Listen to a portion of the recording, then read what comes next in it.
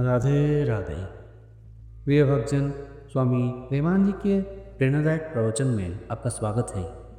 इस अद्भुत प्रवचन में जानिए मन की चंचलता को त्यागने और आंतरिक शांति प्राप्त करने के रहस्य। स्वामी जी की दिव्य वाणी आपके मन को एक नई दिशा देगी। आध्यात्मिक जागरण और जीवन को सार्थक बनाने के इस अनमोल अवसर को ना गंवाएं। इसलिए अंत तक इस प्रवचन को जरूर देखें और अपने जीवन में सकारात्मक परिवर्तन लाएं। राधे राधे। त्याग ये बहुत महिमामय शब्द है। जो अपने शरीर राग का त्याग कर देता है वही इंद्रिय के विषयों का त्याग करता है, वही मन की चंचलता का त्याग करता है। त्यागात शांति अनंतरम, त्याग के तुरंत बाद शांति प्राप्त हो जाती है। विषयों का सेवन हमको ऐसा अनुभव कराता है मन कि इससे शांति तुरंत मिल जाती है। और जबकि जगत गुरु भगवान श्री कृष्णचंद्र जी महाराज कहते हैं त्यागात शांति अनंतरम, जो भोग की वासना उठे उसका त्याग कर दो तो सदा सदा के लिए शांति प्राप्त हो जाएगी। पर भोग वासना उठे और भोग संयोग हो और भोगे ना, ये सामर्थ्य तो केवल भगवान के भजन से ही है। यदि भजन नहीं तो भोग का संयोग होने पर बड़े बड़े संयमियों के संयम बिगड़ जाते हैं और वो भोग में भ्रष्ट हो जाता है, पतित हो जाता है। त्याग बहुत परम पवित्र शब्द है। जिसके जीवन में त्याग है, वैराग्य है, उपरति है, वही ब्रह्मबोध या भगवत प्रेम को प्राप्त होता है। नारायण हरि भजन में पांचों न सुहात, विषय भोग, निद्रा, हंसी, जगत प्रीति बहुबात। त्याग, विषय भोगों का त्याग, नींद का त्याग, हंसी मजाक का, मनोरंजन का त्याग। त्याग के बिना शांति असंभव है।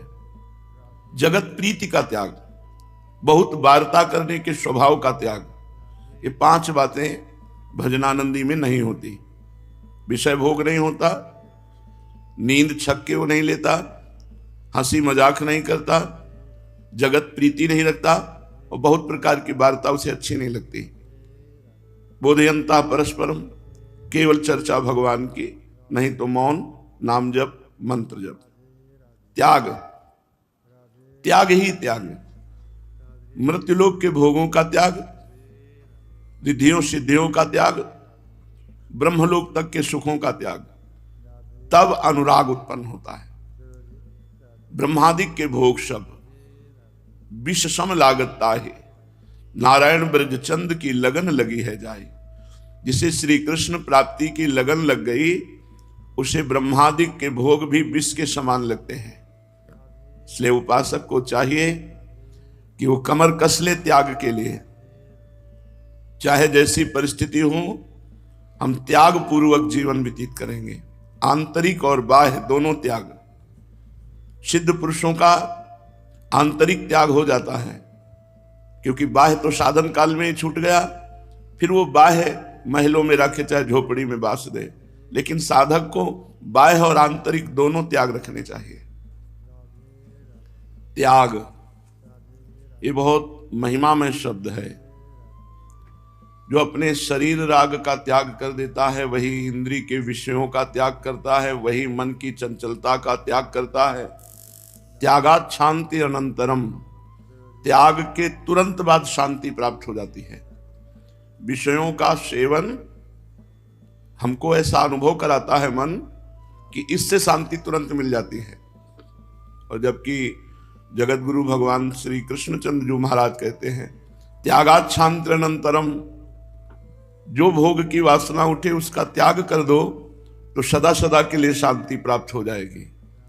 पर भोग वासना उठे और भोग संयोग हो और भोगे ना, ये सामर्थ्य तो केवल भगवान के भजन से ही है। यदि भजन नहीं तो भोग का संयोग होने पर बड़े बड़े संयमियों के संयम बिगड़ जाते हैं और वो भोग में भ्रष्ट हो जाता है, पतित हो जाता है। त्याग बहुत परम पवित्र शब्द है। जिसके जीवन में त्याग है, वैराग्य है, उपरति है, वही ब्रह्मबोध या भगवत प्रेम को प्राप्त होता है। नारायण हरि भजन में पांचों न सुहात, विषय भोग निद्रा हंसी जगत प्रीति बहुबात। त्याग,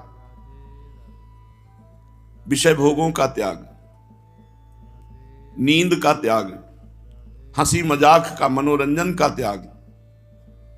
त्याग के बिना शांति असंभव है। जगत प्रीति का त्याग, बहुत वार्ता करने के स्वभाव, नाना प्रकार के अर्थ से प्राप्त होने वाले सुख, सर्वम त्यक्त्वा। जहां श्री प्रिया प्रीतम के गुण गणों का गान करते हुए कोकिल कीर मयूर मत्त हो रहे हैं, जहां गुल्म लता औषधि तरु ये प्रफुल्लित भाव से शोभा बढ़ाते हुए प्रिया प्रीतम को सुख पहुंचा रहे हैं, ऐसे महामहिम वृंदावन धाम जिसमें प्रेम लक्षणा भक्ति आलिंगन करने के लिए उद्यत है, जहां का आश्रय लेने मात्र से समस्त वैभव सुख, समस्त प्रेम सुख, समस्त ज्ञान सुख सब प्राप्त हो जाता है, ऐसे श्री धाम वृंदावन का सर्वम त्यक्त्वा, सब कुछ छोड़कर हम वास करते हैं। हमें चाहे यहां पानी पी के ही क्यों न रहना पड़े, नीरेणापि स्थितिमिह ही, केवल हमें पानी पीकर भी रहना पड़े तो हम वृंदावन का त्याग नहीं कर सकते। जो गुल्मलता औषधियों से सुशोभित कुंज निकुंजे हैं, इनकी शोभा देखने का अधिकार तभी प्राप्त होगा पहले हम इस प्रगट वृंदावन की निष्ठा में पास हो जाएं। प्रगट वृंदावन में अपने जीवन को अर्पित कर दिया। बहुत बड़े बड़े सौभाग्यशाली जन हैं जो बड़े बड़े वैभवों का त्याग करके वृंदावन वास किए हैं, कर रहे हैं और करते रहेंगे। जिन भोगों के लिए संसार लालायित है वो भोग वैभव उनको प्राप्त हैं, लेकिन वो यश कीर्ति भोग वैभव सब त्याग करके भिक्षुक बन करके वृंदावन वास की भावना सुदृढ़ कर रहे हैं। सर्वम त्यक्त्वा, तो कौन सी बड़ी महानता हो गई। जो जबरदस्ती काल छुटा देता, विवेक के द्वारा उसे छोड़ दिया जो छूटने वाला था। ये बहुत बड़ी कृपा हो गई कि तुम्हारा विवेक काम कर रहा है। जो काल छुटवाता तो वैसे अच्छा है कि जब ये पता है कि चद्दर छिन जाएगा तो पहले ही उतार के हम रख दे, तो उसका राग त्याग करने के कारण हमको कष्ट नहीं होगा। तो सर्वम त्यक्त्वा, सब कुछ छोड़ करके इस जीवन को प्रभु के हवाले करते हुए हम श्री धाम वृंदावन का वास करते हैं। चाहे हमें पानी पी के रहना पड़े, भोजन भी ना मिले, तो अपने जब निष्ठा में चलते हैं तो ऐसी परिस्थितियां आती हैं, कई कई दिन भोजन के दर्शन ही नहीं, गंगा किनारे तो कभी कभी विवश हो जाते हैं। शरीर ही है ना, तो जो तरबूज आदि के खेत होते हैं उनके पास जाके खड़े हो जाते हैं, तो उनकी जो सेवा करने वाले हैं खेतों की, हाँ बाबा क्या लेना है? लेना तो कुछ नहीं है, हमारे पास तो पैसे ही नहीं है। नहीं, कैसे खड़े हो? भूख लगी हमें, तो एक तरबूज दे देते हैं। अब वो आधा घंटे एक घंटे में सब खत्म हो जाता। तरबूज में कितना दम, जैसे खाओ तो पानी जैसा भरा, बस खत्म। व्याकुलता, मतलब आश्चर्य आप मानेंगे कि बालू से भूख मिटाने की इच्छा हो गई कि ऐसे पता नहीं मिले कि ना मिले, तो उसके ऐसे कंकड़ बीन लिए और ऐसे लिए गंगा जल से प्राणों की परवाह नहीं, शरीर की परवाह नहीं। जब भगवत प्राप्ति की आग लगती है ना तो कुछ परवाह नहीं रहती। कह रहे निंदा वा स्तुति रेव वा बहु विपद संपत्ति रेवास्तु वा पांडित्यम वत मूर्खतापि यदि वा विरागोथवा यत् किंचित भवति श्रुतेरपि मनाग लक्ष्यम यद वैभवम तद वृंदा विपिनम न जीवन मिदम स्वप्ने पिहातुम क्षमा। इसी वृंदावन धाम में कई कई दिन भूखे रहे। इसी वृंदावन धाम में, मात्र भी 10-12 वर्ष पहले की बात है। शरीर पीड़ा से ग्रस्त, भिक्षा मांगने जा नहीं सकते, कोई है नहीं पास पानी देने वाला, क्योंकि मांगने जाने की हिम्मत शरीर में नहीं है और लाने वाला कोई है नहीं। प्राण समर्पित वृंदावन को।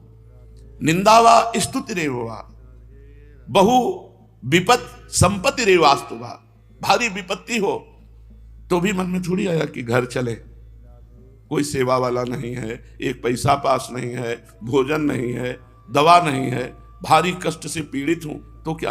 बस दृढ़ निश्चय किए थे मरना है, हर स्थिति में वृंदावन में मरना है, वृंदावन के बाहर नहीं जाना, चाहे जो कष्ट हो। ये तो श्री जी जानते हैं अंदर की बात कि उस समय निष्ठा क्या थी, बड़ी जोर की निष्ठा थी।